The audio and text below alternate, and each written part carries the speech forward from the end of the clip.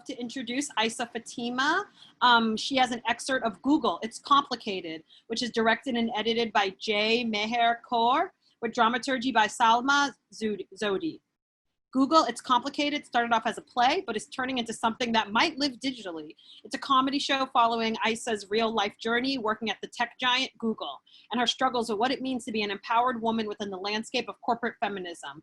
Aizzah is working at the nexus of social justice and comedy. She is using comedy to tackle the fetishization, objectification, and tokenizing of Muslim, South Asian, and Arab communities.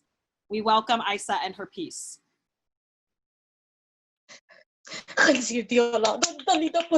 a pig, son of a prostituting whore. Where my father comes from, being called a pig is just about the worst thing you can call a person. My father was born in Jalandhar, India in 1945.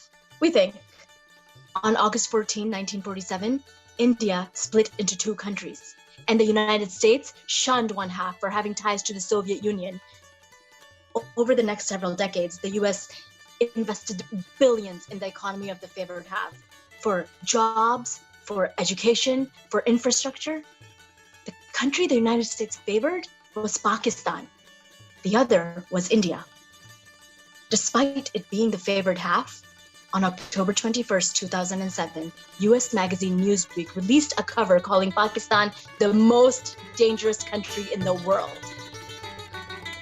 The country my father's family moved to was Pakistan. Lucky them.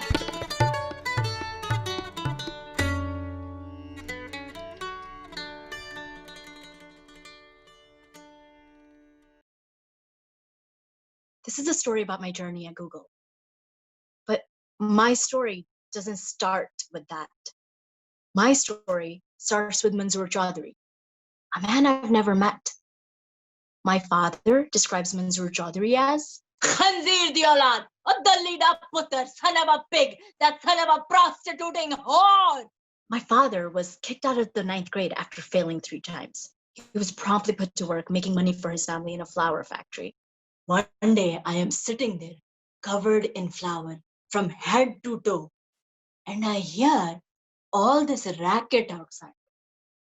I see the whole village celebrating that Manzoor Chaudhry, son of a prostituting whore, getting top grade in 10th grade exam. My farmer classmate put him on their shoulder and parade him on street.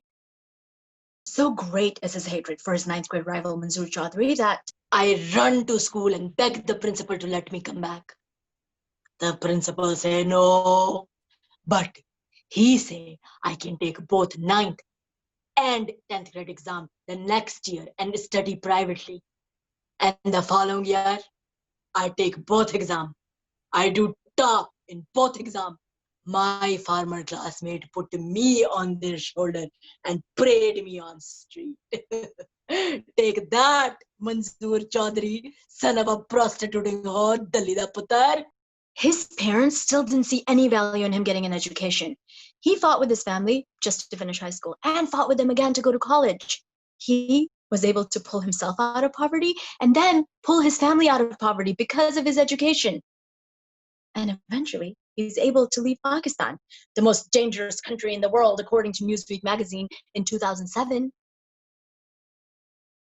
I think about this often. How my life could have turned out completely differently if it wasn't for my father's hatred of Manzoor Chaudhry. Thank you, Manzoor Chaudhry, for being so unlikable. Remember Slumdog Millionaire? Well, that is how I remember Pakistan. When we visit, my mother is sure to tell me any chance she gets. Aizzah bete, you stay close to me and hold on tight, or someone will snatch you and cut off your hand and make you beg on the street. Seeing young children with a hand or a leg cut off begging for money is a common sight in Pakistan. Every summer I visit, I'm afraid someone will snatch me away and chop off a limb and make me beg on the street, or they'll kidnap me for ransom. I try to blend in, but I don't fit in. Everyone I encounter knows I'm not from there. I spend the entire summer devising an escape plan for when I get snatched up. We visited Pakistan often when I was younger. My first memory of Pakistan, I'm 6. We have just landed at Karachi International Airport. As we step outside the airport, a man approaches my father. He has a foot-long gash in his left leg with an iron rod sticking out of it and maggots crawling all over his leg. Sahabji, I was in an accident.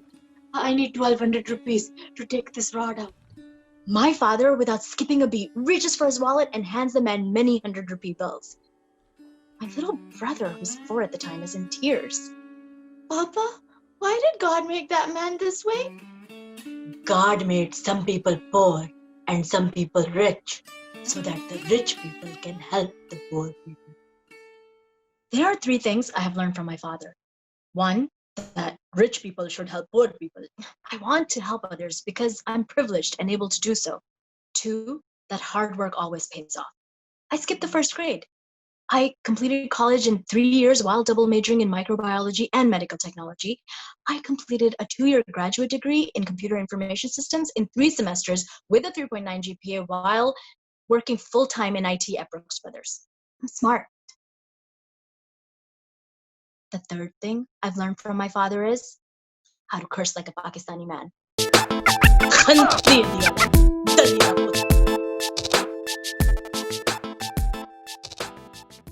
When I first see the Google job on monster.com, I think this job is beneath me. The title is Technical Support Analyst. The description is rather cryptic. I'm managing a team of 5 at my current job. This would be a step down. When I ask her if it's a support position, the HR lady says, "Well, dear, that's confidential." Google does good in the world. Their mission is to organize the world's information while eliminating poverty and disease from the planet. And their motto is don't be evil. I could really satisfy the overachiever in me who wants to save the world if I get this job. I'd be part of the Google movement with all the other do-gooders. But I knew it wasn't going to be easy. Most good things in life are not easy. I'm ready to work hard to get this job. I go through not 1, not 2, not 3 or 5 or 10, but 13 interviews. I feel like an army recruit joining the G Army. Explain what a database is as if explaining to a layperson.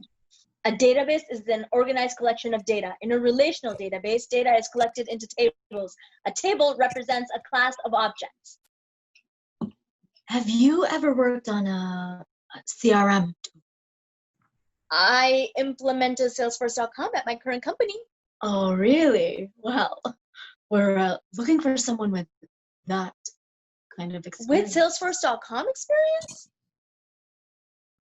Well, I can't say if it's Salesforce.com because we're not allowed to. Google doesn't like us to discuss internal tools with outsiders, so I can't say if it's Salesforce.com. Do you know physics? I took it in college, but it's been a while. You don't have to know physics to get the answer right. In a closed circuit, what is the relationship between resistance, current, and voltage, given that the current is 2, voltage is 3, and resistance is 1.5? Talk out loud as you solve the question. Go! A closed circuit looks like this. 2 times 1.5 is, 3. So voltage equals resistance times current to get a 3, which means V equals R times I. How would you solve for resistance? Resistance is voltage over current. R equals V over I. That's right, but I wasn't interested in the right answer. I wanted to see your thought process. My 13th and last interview is with Tim Armstrong. You know Tim Armstrong. He's the CEO at AOL. He used to be the VP of sales at Google. One of the nicest people I have ever met. He calls me. Hello, Aizzah? It's Aizzah. Okay, Aziza. Thank you so much for taking the time to speak to me today. I apologize in advance. I'm in transit at the moment at the airport, about to catch a flight back to New York. So, what do you like to do in your free time? Free time? Who has free time? I work really hard in my free time. I want to come up with something really smart and clever. I like to travel in my free time. Oh, God, please let that be the right answer. Where do you like to travel to?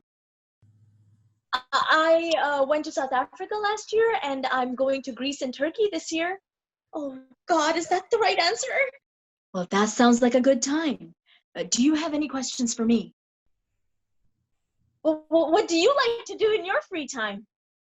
I like to run marathons. I just ran one out here in San Francisco. I should have said I like to work really hard in my free time. It was such a pleasure speaking to you, Ozzy. HR will be in touch with you soon. 2 weeks later, I get a call from the HR lady. Your packet has been approved for an executive review. What's an executive review? Larry, Sergey, and Eric personally review each candidate's interview scores, college grades, GPA, and recommendation letters before extending an offer. A week later, I'm holding the offer letter in my hands. I could finally live my dream of working hard and doing good. Google is changing the world. This is the moment I've been waiting for my whole life. I call my dad. Are you making 6 figures? Is Google the best company to work for? I hear Microsoft is better. Work hard and get a promotion.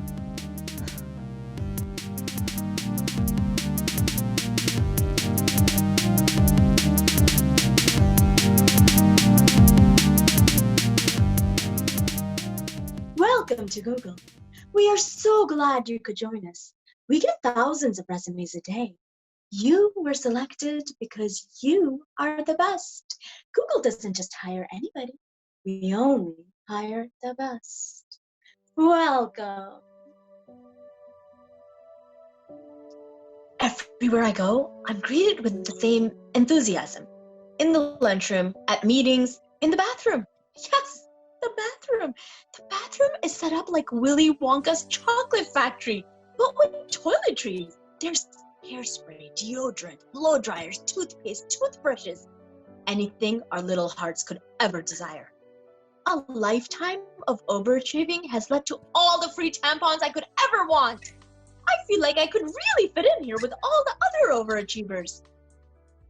Although, some people at Google make me feel like an underachiever. Hi, I've written 3 books, went to law school, and out of boredom taught myself programming, and now I work as a developer at Google. I'm a professional ballroom dancer and have won international competitions. I completed my 10th triathlon last month.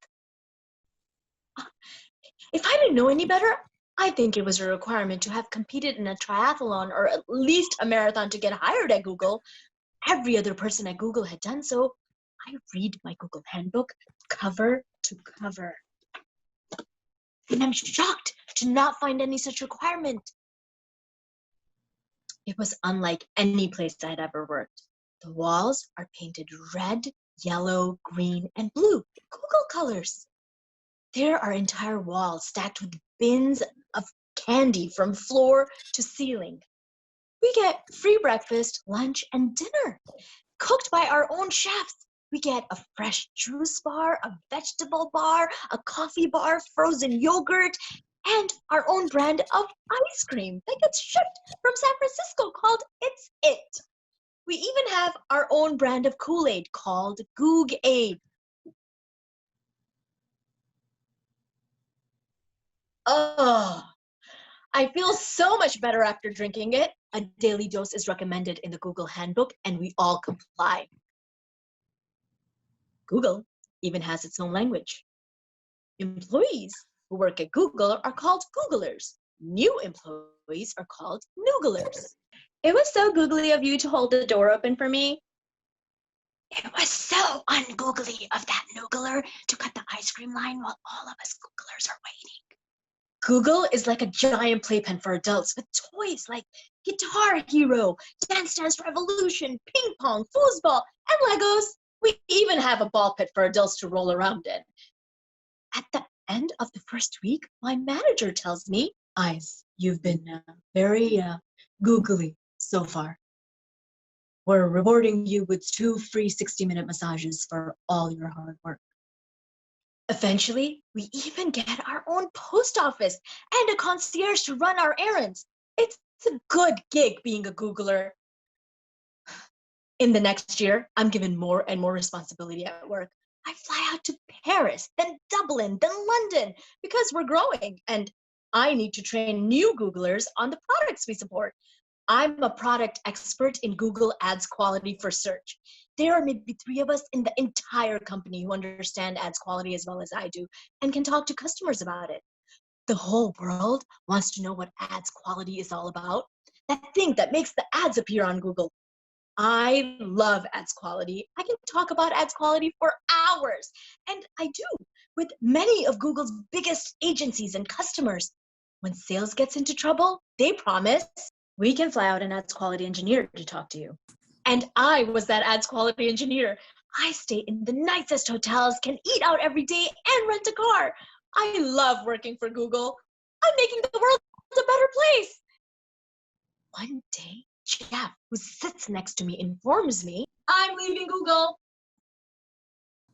That's sacrilegious. Why are you leaving Google? I'm really an opera singer, and that is what I've been pursuing the whole time I've been here. And that is what I'm really passionate about. My manager is great. She said I can give it a try for 6 months, and if it doesn't work out, I can come back.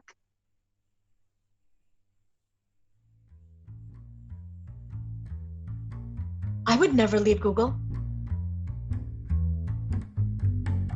But I have this deep, dark secret I could never tell anyone.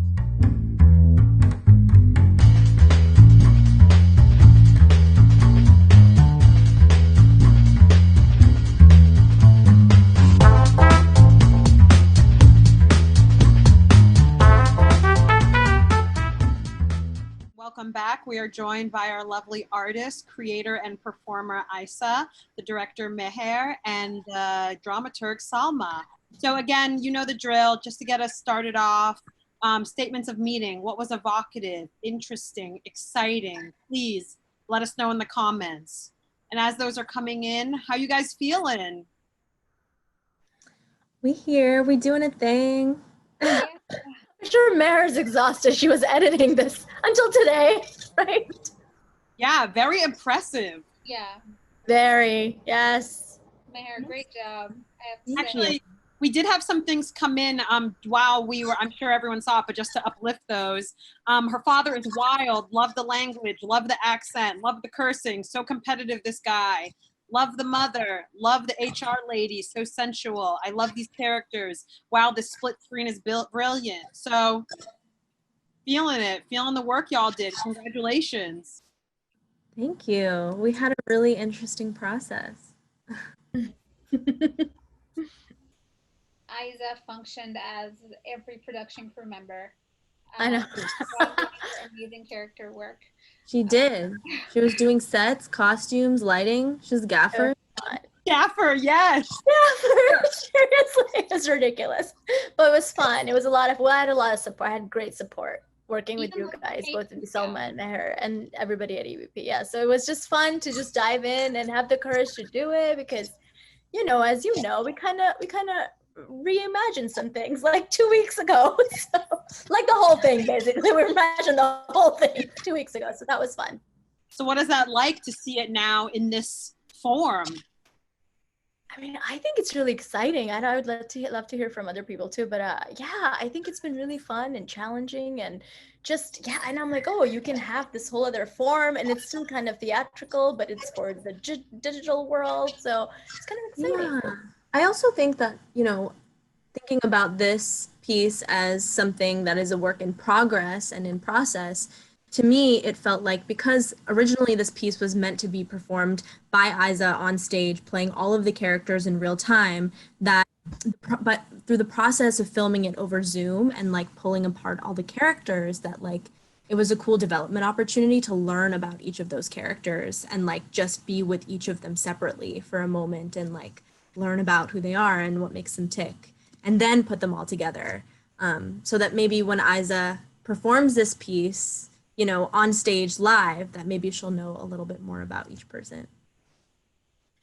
I think that's definitely true. Yeah, because I feel like going into the process it's hard like when you're the writer too, because then you have certain ideas in your head. And I think that was one of the most fun things, like working together with you guys to kind of like break down those ideas and come up with totally different new ideas for a lot of the characters, you know? So yeah.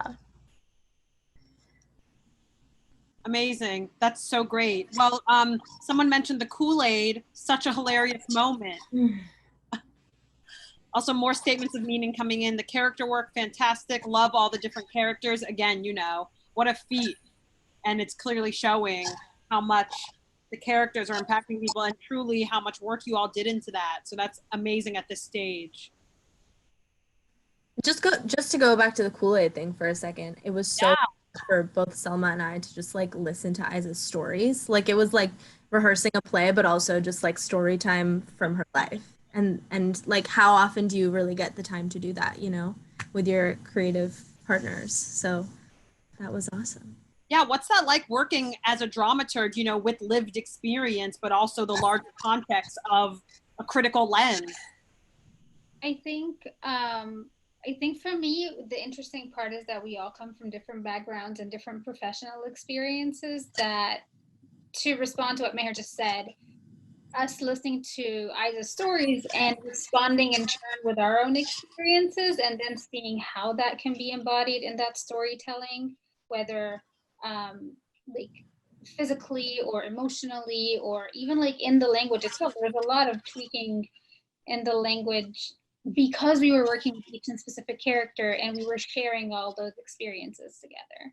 So it felt like it was just hanging out with my friends and talking about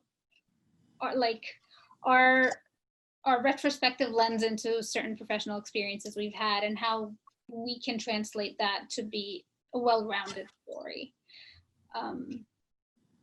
So that was something else that someone brought up as in a statement of meaning is the cultures of capitalism and hard work versus passion. That also came up, which is very thematic always. You know, you're saying we're working as women in professional settings and just in general of like the capacity between capitalism and passion and hard work. Oh yeah, and I think that like hearing Aizzah's story, like I don't get to work with that many South Asian playwrights, you know, and like having the experience of diving into that choice and that tension between those two things was so powerful for me as a director working with Aizzah, because I felt like there were so many things that we shared in our experiences of like deciding to be an artist. Also, folks have brought up that they love the music and they love the format as well. Yeah, which is interesting because, you know, again, I mean, I know people aren't aware of this, but we weren't originally kind of thinking of doing this format. We were just going to maybe do a live reading playing all these different characters. So it was really inspiring, actually, to have the internal share that we had. And, you know, watching Julie and Amara's work, we were just kind of, I was like, oh, okay, let's think about doing this in like this whole other way where it's not a reading, but it's something else. And I was so grateful to both like Mehr and Salma for just kind of because seriously, I said that and like 5 minutes later I was like, no, that's a terrible idea. We're 2 weeks in and we have to perform this thing in 2 weeks. How are we going to shoot and edit and memorize and film? And where am I going to find spots to film in my dingy little apartment? And I'm like, you know, but they were really brave. They were like, no, we're going to do it. It's a great idea. I was like, okay. Yes, our ambitions really evolved from the beginning of this. But I think it was like always a goal to try to build something that would stand on its own as a piece that we like made in quarantine, you know. For sure. Yeah. So now let's use the rest of our time to open it up to some neutral questions. Again, neutral questions, no opinions couched in them. And you all can feel free to answer them or just to let them sit, whatever the vibe is. So we'll wait for some neutral questions to start coming in. Also, something up while we're waiting for those questions, something else that someone brought up is the dramaturgy work as well. So congrats to you all on that. Yes, Salma. Oh, Salma, I see you have Ideal Theater on your shelf. I've been meaning to read that. Oh yeah. And a lot of books on this shelf that I haven't read yet. Yeah, it's a gift, but I want to read it. It seems very apt to read it right now. Right? Like looking into during quarantine, looking at that shelf and being like, what is it that is timely for now? Like what do we need to read at this moment? Ideal Theater is a series of essays that TCG collated about different artistic directors and leaders at the time, thinking about what an ideal theater would be. And it's a thick book, as you can tell. It's very thick. And like the leaders of certain institutions have changed drastically as well since then. So reading it to sort of track like the changes that happened right now. I mean, like when this was written, it's a good guideline, but also that world is sort of very different than the world we live in right now. So again, folks, feel free to send, oh, sorry, I was just gonna say, statements of meaning and neutral questions can keep coming in. Go ahead, Mehr. Yeah, I was just gonna say, like, let's hold ourselves to higher standards than, you know, than we had in the book. Great. A question from Julie Pinera, who we'll be seeing very shortly, fellow summer cohort artist. She asked, will this be a long form piece or episodic? Yeah, I mean, I don't know about episodic, but definitely, I don't know. It's a great question. And definitely, you know, one day I do hope to do it in its theatrical form on stage. But yeah, I don't know. I'm kind of wondering how can something of this live? Does this live digitally, what we have filmed, or is it something else? Or I'm questioning myself. So I don't have an answer just yet, but yeah, great question.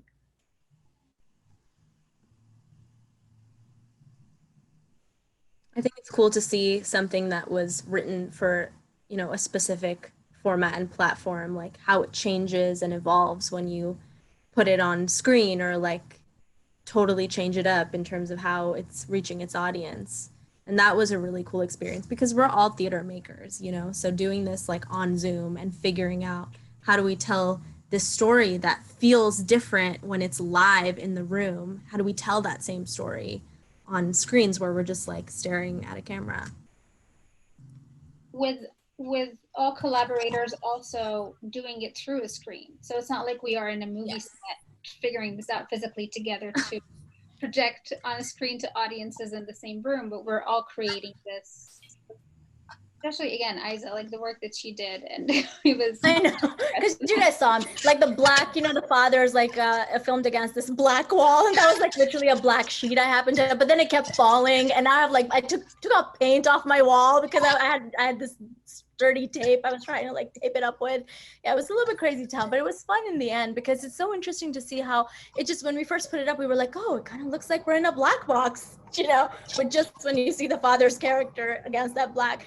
So it's a really interesting, I was like, oh, it's like you can really create ways to film things in your apartment in a super easy kind of way that kind of resonates. I actually have a neutral question to offer. I'm curious about if there are things that are part of the original version of it that are no longer of interest to you in this process. Like, are there things about the story, the characters, the format that you're going to leave behind? Oh, forever and ever? Or, you know, put on the radiator and maybe pick up again later, however you want to think about it. Yeah,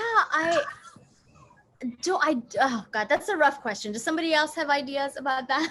Did you guys sorry, see you also something? don't have to answer it. I'm just it's curious a tough about question. I don't know. I definitely know that the larger piece had a certain through line where like women's empowerment was a big, and all these different, we had all these different, in the larger piece on the play, we have all these different female voices, and it's like women through different ages and in different career trajectories. So like VPs of companies, and like somebody who's just starting out very young, and the various pressures that are put on women, women's bodies, women's minds, women's careers. That's such a large part of this piece that is not in what we just saw today.